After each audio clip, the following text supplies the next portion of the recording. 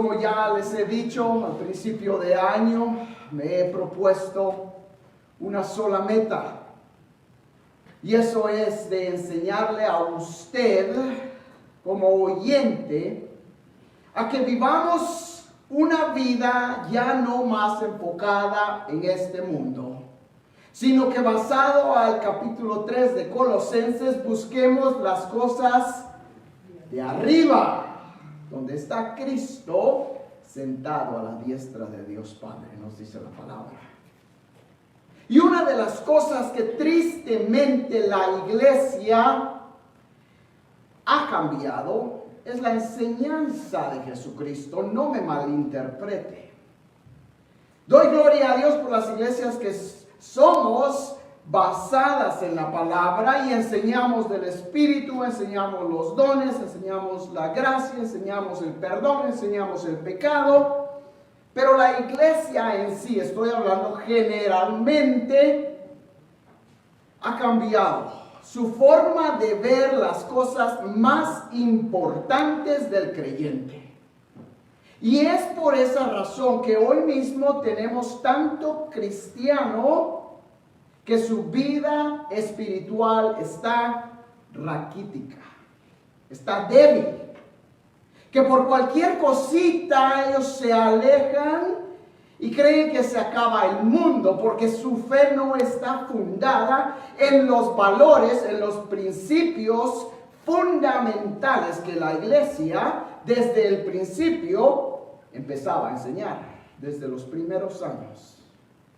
Y en este día vamos a continuar nuestra serie buscando las cosas de arriba y vamos a enfocarnos en la obra redentora de Cristo. Y creo que envuelve 4 eventos en realidad. La vida, específicamente la encarnación de Cristo, su muerte, su resurrección y su ascensión. Estos 4 eventos en la historia del mundo cambió la vida del mundo. Si estos 4 eventos no hubieran sucedido, usted y yo no estuviéramos aquí en este día, en esta hora. Y en este día, con la ayuda de Dios, estaremos viendo o empezaremos a ver, depende si me emociono tanto o no, la vida y la muerte de Cristo. ¿Qué tan importante es que entendamos la vida, específicamente hablando de la encarnación de Jesucristo? Sabe que hay mucha gente que cree en Cristo, conoce de Cristo, pero hay muchos ahora en día que dudan tanto de la divinidad de Cristo como la humanidad de Cristo. En lo personal no entiendo por qué es, porque creo que es muy claro. Al menos la Biblia nos lo enseña muy claramente. Pero, porque nos estamos enfocando en las cosas de arriba, vamos a tomar tiempo en este día en estudiar la encarnación. Y vamos a estar basados en el capítulo 2 de Filipenses. Así es de que vaya conmigo a Filipenses capítulo 2, versículo 5. El teólogo evangelístico o evangélico J.I. Packer dijo: aquí hay 2 misterios por el precio de uno. La pluralidad de personas en la unidad de Dios, la unión de la deidad y humanidad en la persona de Jesús. Nada en ficción es tan fantástica como la verdad en la encarnación. Y tenemos aquí el versículo 5 de Filipenses capítulo 2 y dice: haya pues en vosotros este mismo sentir que hubo también en Cristo Jesús, el cual siendo en forma de Dios no estimó a ser igual a Dios como cosa a que aferrarse, sino que se despojó a sí mismo, tomando forma de siervo, hecho semejante a los hombres, y estando en la condición de hombre, se humilló a sí mismo, haciéndose obediente hasta la muerte y muerte de cruz. Por lo cual Dios también le exaltó hasta lo sumo y le dio un nombre que es sobre todo nombre, para que en el nombre de Jesús se doble toda rodilla de los que están en los cielos y en la tierra y debajo de la tierra, y toda lengua confiese que Jesucristo es el Señor, para gloria de Dios Padre. Aleluya. Y toda lengua confiese que Jesucristo es Dios. La historia de la iglesia cristiana es algo que me fascina. Es algo que me ha llamado la atención y la he tratado de estudiar lo más que pueda. Y en realidad han habido 2 o 3 credos. Sí sabe usted que es un credo, ¿verdad? El credo de la iglesia. En esto creemos. Hay 2 o 3 credos universales que han sido aceptadas por la iglesia ortodoxa, la iglesia católica y la iglesia protestante. Estos credos han permanecido por cientos de años, desde los años 300, más o menos 325, con el primer credo en el concilio de Nicea, en el año 325 después de Cristo. El segundo fue el credo que surgió ¿cómo se dice? Surgió en el concilio de Constantinopla en el año 381, el cual fue recertificado en el año 382. El último, el tercero, es el credo del concilio de Calcedonia, en el año 451. En este credo, el concilio de la iglesia determinó esto, escúcheme bien. Nosotros, dice, entonces, siguiendo a los santos padres, todos de común consentimiento, enseñamos a los hombres a confesar a uno y el mismo Hijo, nuestro Señor Jesucristo, el mismo perfecto en deidad y también perfecto en humanidad, verdadero Dios y verdadero hombre, de cuerpo y alma racional, consubstancial, quiere decir coesencial, con el Padre de acuerdo a la deidad y consubstancial con nosotros de acuerdo a la humanidad. En todas las cosas como nosotros sin pecado, engendrado del Padre antes de todas las edades de acuerdo a la deidad, y en estos postreros días para nosotros y por nuestra salvación, nacido de la Virgen María de acuerdo a la humanidad, uno y el mismo, Cristo, Hijo, Señor, unigénito, para ser reconocido en 2 naturalezas, inconfundibles, incambiables, indivisibles, inseparables, por ningún medio de disensión de naturalezas, desaparece por la unión, más bien es preservada la propiedad de cada naturaleza y concurrentes en una persona y una sustancia, no partida ni dividida en 2 personas, sino uno y el mismo Hijo y unigénito Dios.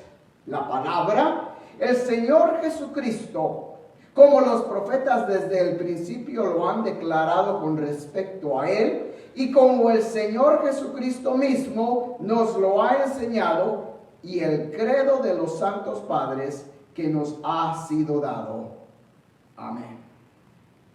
Ese es el credo. Eso es lo que nosotros creemos. Ahora, ¿por qué la necesidad de esto?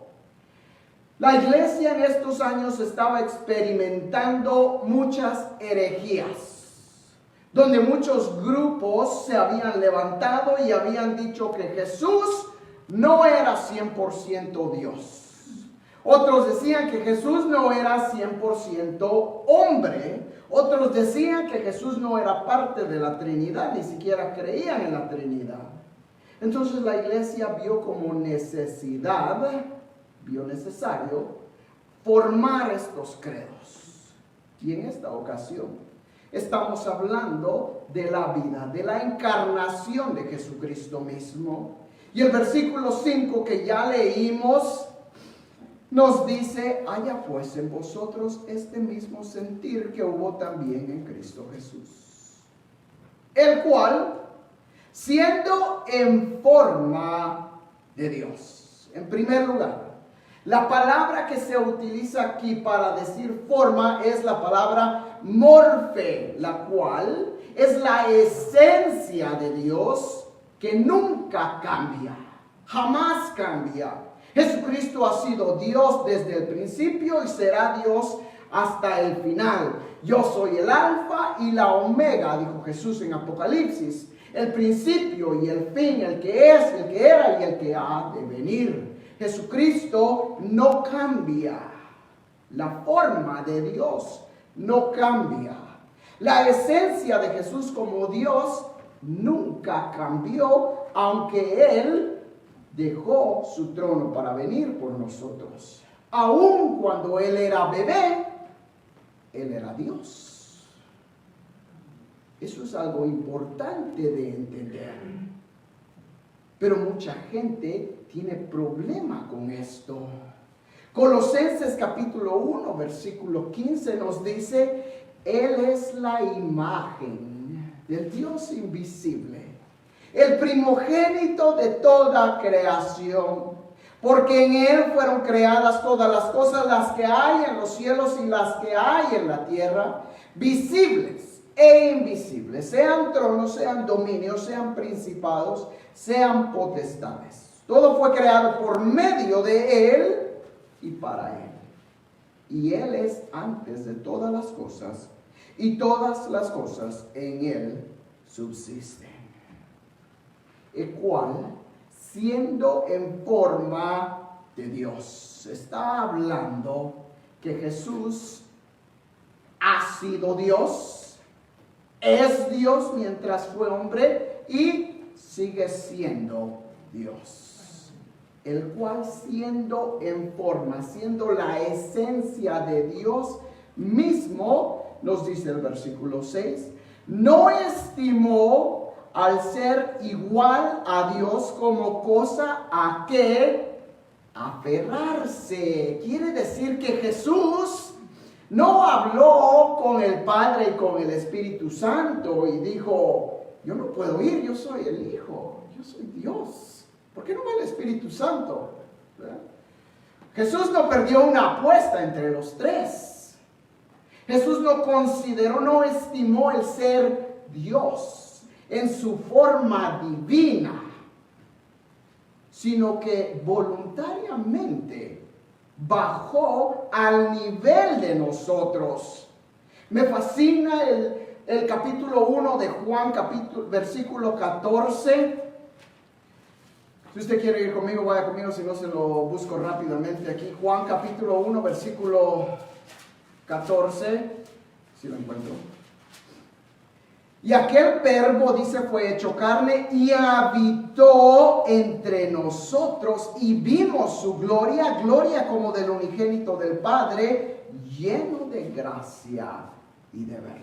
Ese verbo, ese mismo verbo que estuvo en el principio, que dice Juan capítulo 1, versículo 1, en el principio era el verbo y el verbo era con Dios y el verbo era Dios. Ese mismo verbo no estimó ser la esencia de Dios como algo a que aferrarse, como algo a que lo detuviera.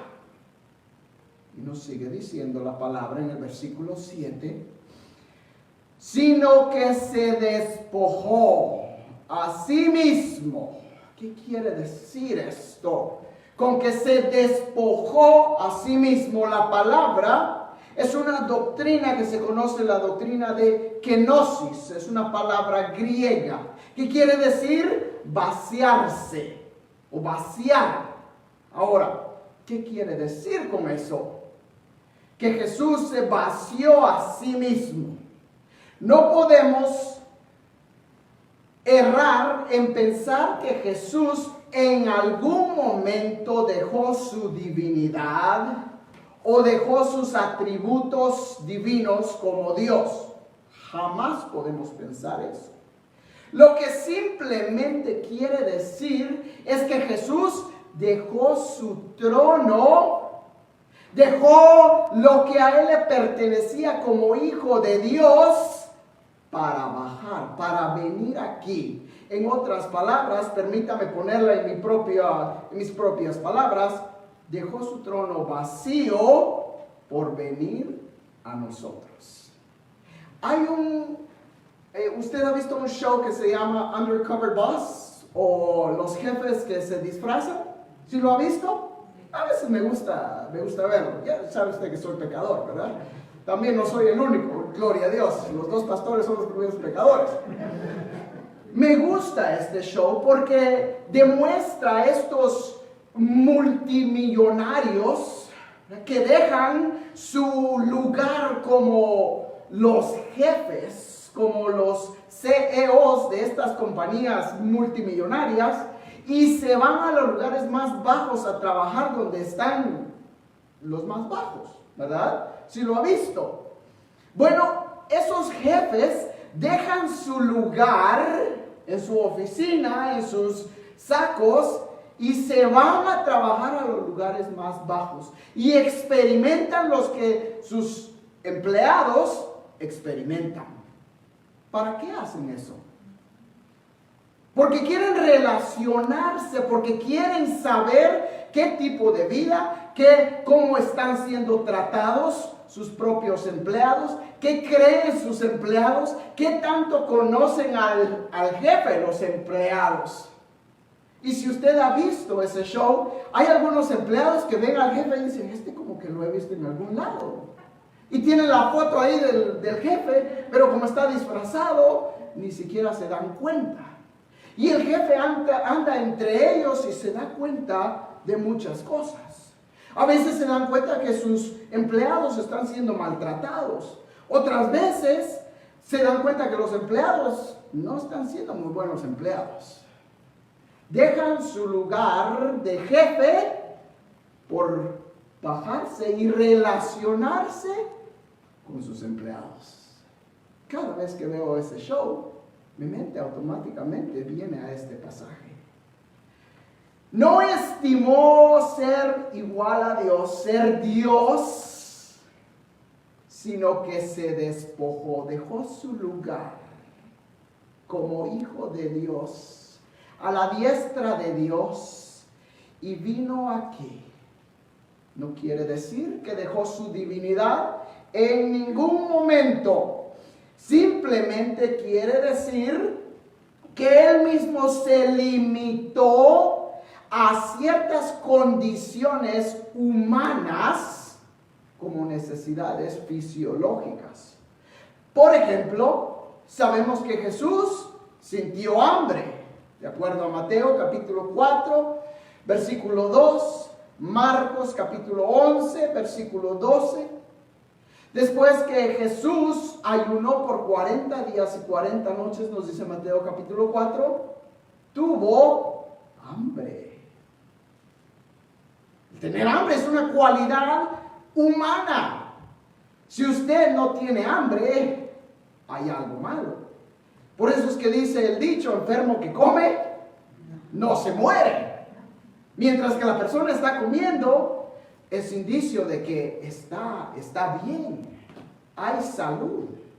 Jesús fue hombre, sintió hambre. Jesús sintió sed. En Juan capítulo 4, cuando habla con la mujer samaritana, le dijo, dame de beber. ¿Por qué le pidió agua a Jesús? Porque tenía sed. Cuando estaba en la cruz, Jesús clamó, tengo sed, para que la escritura se cumpliera, nos dice Juan 19. Jesús se cansó. En el mismo pasaje de Juan, dice la palabra que llegó al pozo y estaba cansado del camino. Cuando estaba adentro de la barca, durmiendo, mientras la tormenta estaba arreciando, ¿por qué estaba durmiendo Jesús? Porque estaba cansado. Estas son necesidades fisiológicas del hombre. El descanso, necesitamos descansar. sintió emociones. No cabe duda que Jesús sintió tristeza, sintió gozo, sintió alegría. Y en Mateo capítulo 26 es un capítulo hermoso donde usted ve las emociones de Jesús. ¿Puede usted imaginarse a Jesús compartiendo la última cena? Cuando Jesús les dijo cuánto era anhelado compartir esta cena con ustedes. Jesús se gozó en esa cena e inmediatamente pasó al lugar de Getsemaní, al jardín de Getsemaní, a orar. Y su sudor era como gotas de sangre, porque ya Jesús empezaba a sentir el dolor por el cual iba a pasar. No cabe duda que fue la razón por la que Jesús mismo oró: Padre, si es posible que pase de mí esta copa.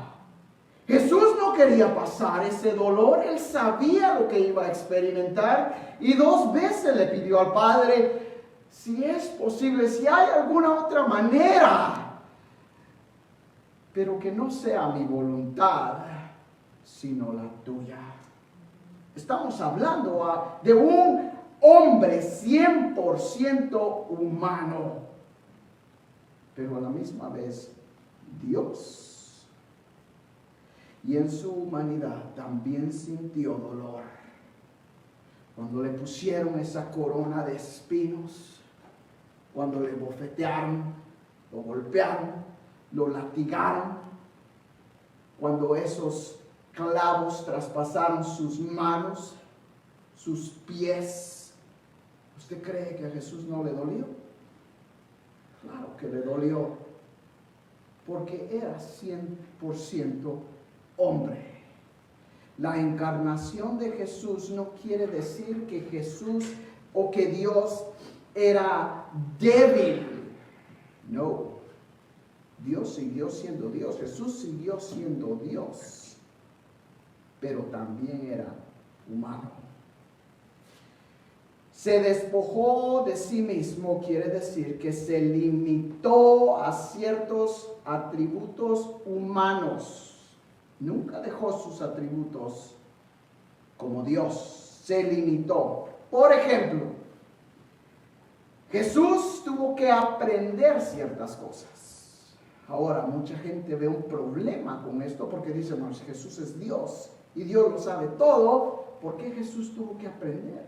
Porque era 100% humano también. En Lucas capítulo 2, versículo 52 nos dice: y Jesús crecía en sabiduría y en estatura y en gracia para con Dios y los hombres. Como niño, Jesús aprendía de sus padres. Cuando lo encontramos en el templo, en el capítulo 3 de Lucas, dice que Jesús está preguntándole a los doctores de la ley. No cabe duda que Jesús aprendió de su padre José cómo trabajar. Jesús tuvo que aprender estas cosas como humano. A la misma vez, había cosas que como humano Jesús se limitó a saberlas. Por ejemplo, Mateo 24:36, cuando dice la palabra: pero el día y la hora nadie sabe, ni los ángeles. Ahora la Biblia, las Américas, ha añadido: ni el Hijo, sino solo el Padre. Muchas personas tienen un gran problema con esto.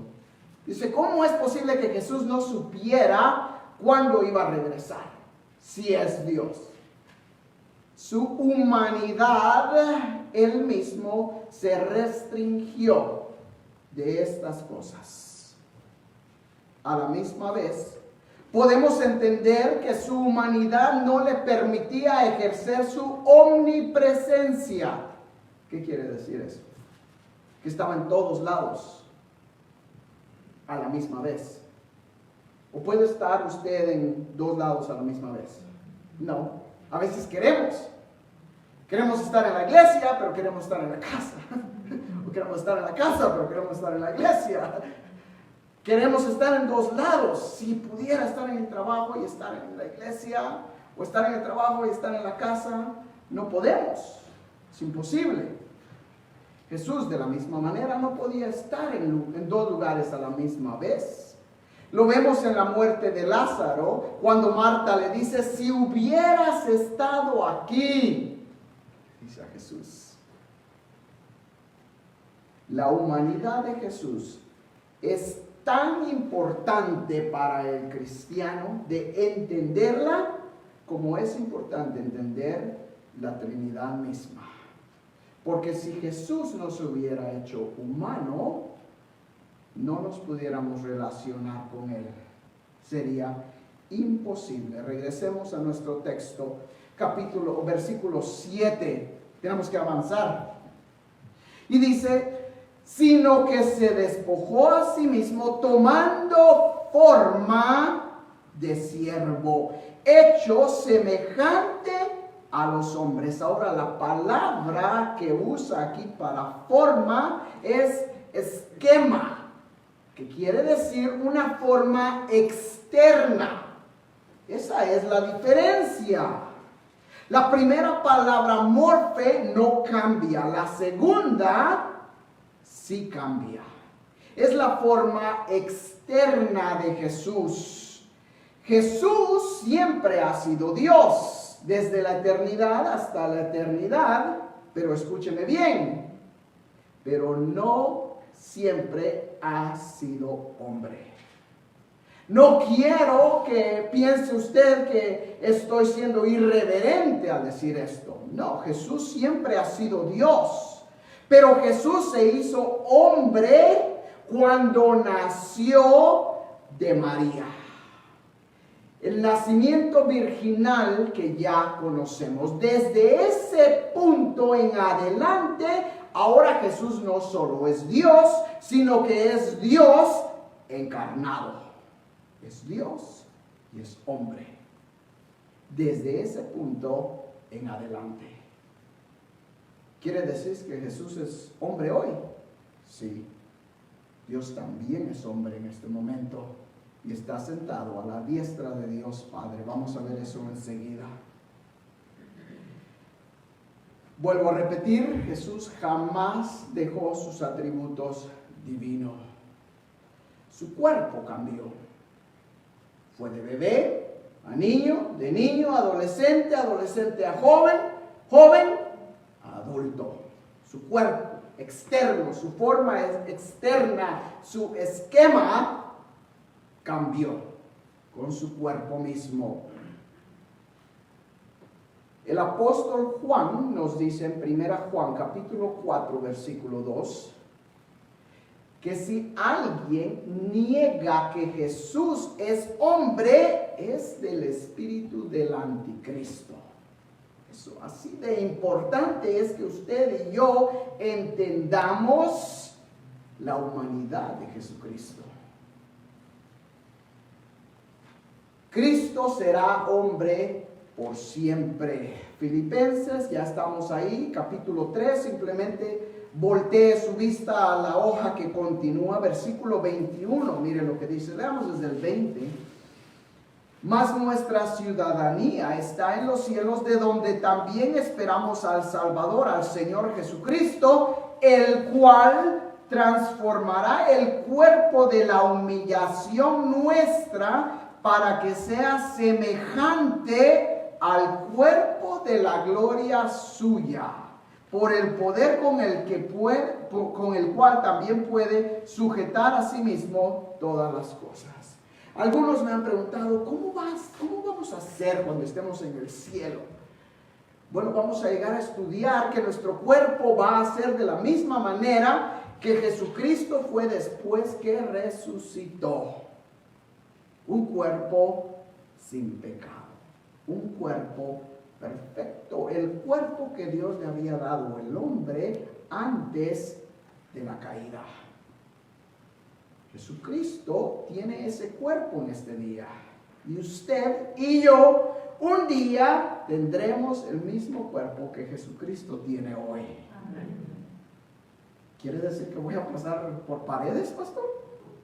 ¿Qué dice la palabra? ¿Jesucristo pasó por paredes? Sí, sí. Pero a la misma vez podía comer. ¿Cómo es eso? Bueno, tendrá que venir cuando estudiemos eso. Por el momento, sigamos adelante. Creo que tenemos tiempo.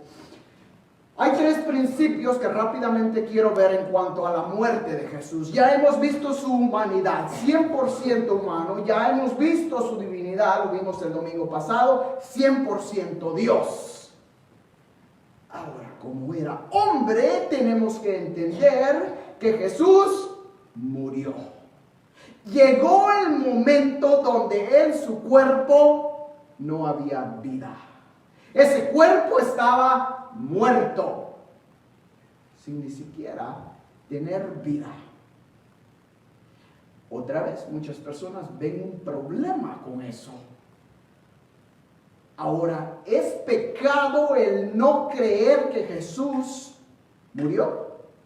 Sí. Porque la palabra de Dios nos dice muy claramente, los 4 evangelios, que Jesús entregó el Espíritu. Mateo 17, Marcos 15, Lucas 23 y Juan 19, se lo dejo de tarea. Cuando Jesucristo estaba en la cruz y dijo, consumado es, entregó el Espíritu. En ese momento Jesucristo murió, falleció. Su cuerpo mortal llegó al punto donde ya no podía más. Dejó de respirar como humano. ¿Por qué era necesario esto? En primer lugar, la muerte de Jesucristo fue ordenada por el mismo Padre. Vaya conmigo a Mateo 26. Bueno, ya he hablado de esto, ya hice mención de ello, pero rápidamente lo vamos a leer. Mateo 26, 39, que nos dice, Jesús en el jardín de Getsemaní, orando, y le dice al Padre, yendo un poco adelante, se postró sobre su rostro orando y diciendo, Padre mío, si es posible, pase de mí esta copa, pero no sea como yo quiero, sino como tú.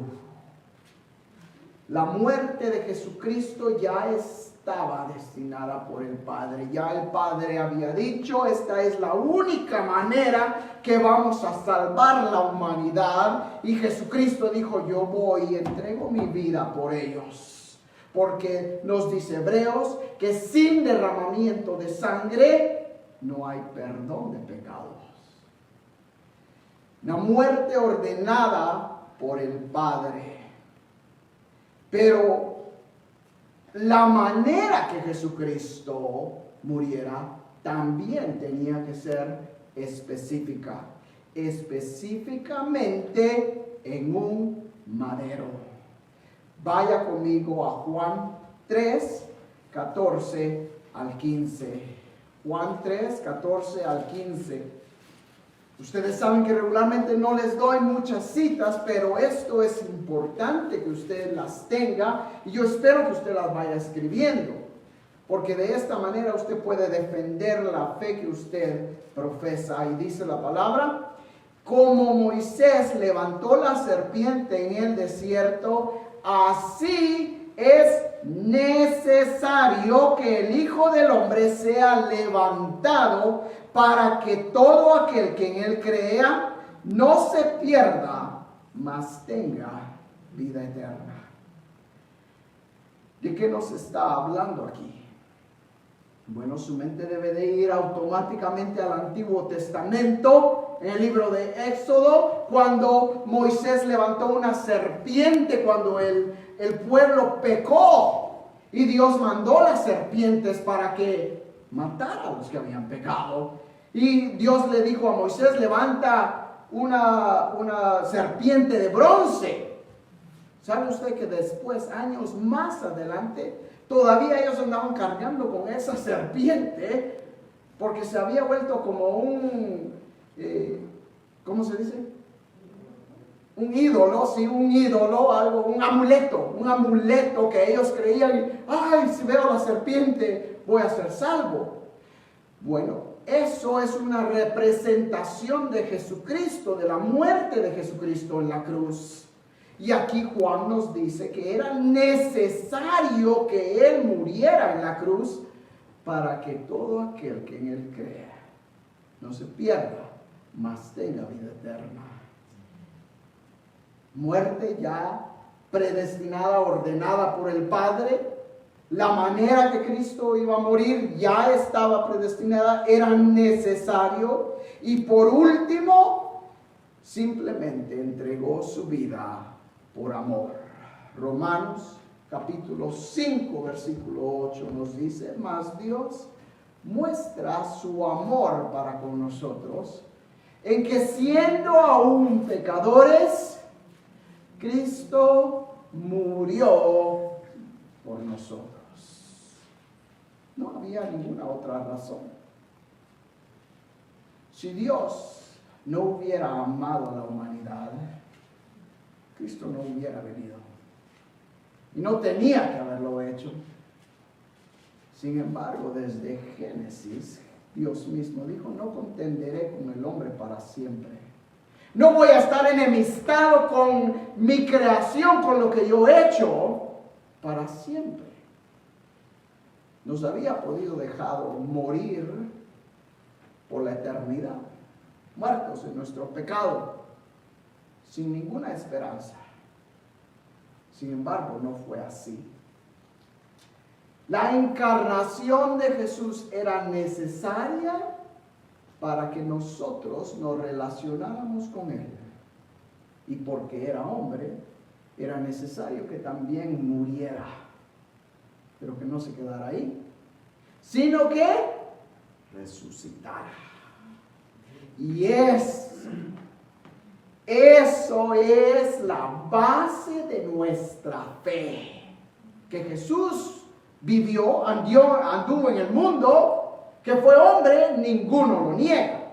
Aún los historiadores que no son creyentes dicen, sí, Jesús vivió, fue un profeta. Hay suficiente prueba para decir eso. El problema es que los cristianos dicen que resucitó.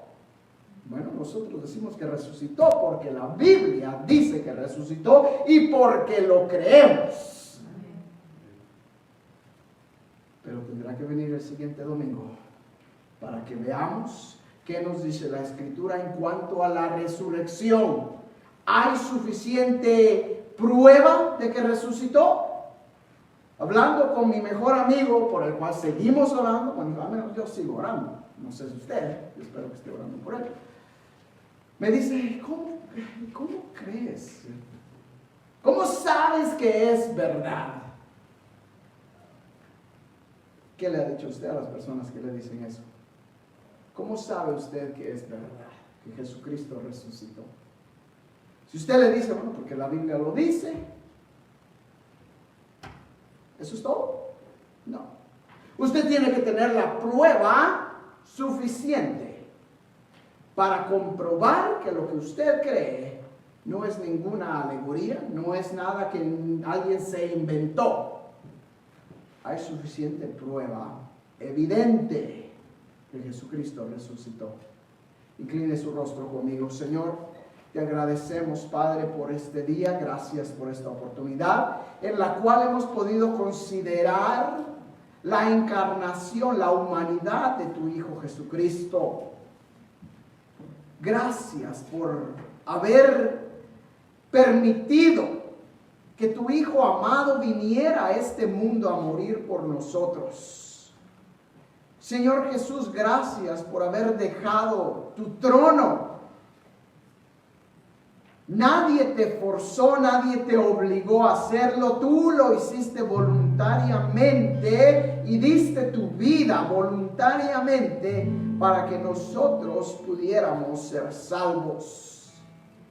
Ese amor jamás lo podremos entender, pero lo aceptamos y lo creemos sin que lo merezcamos. Esa es la gracia inmerecedora. Y en este día queremos pedirte que tú sigas con nosotros y sigas cambiando nuestra mente de tal manera que sigamos conectados, que sigamos pensando en las cosas que están fuera de este mundo, ya no en las cosas de este mundo.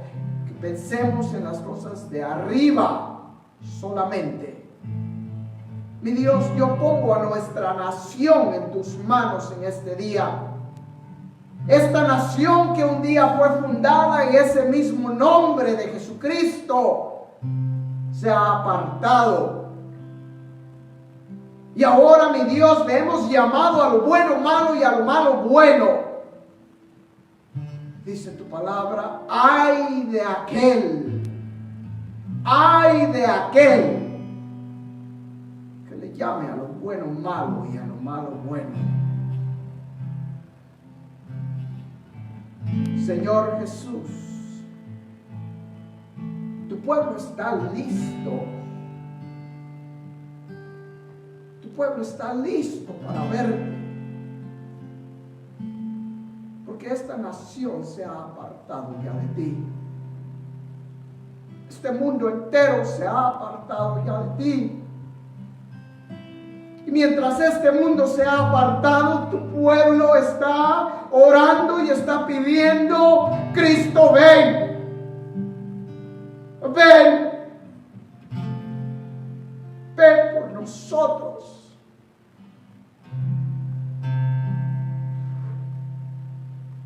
Pero mi Dios, si tu tiempo aún no ha llegado,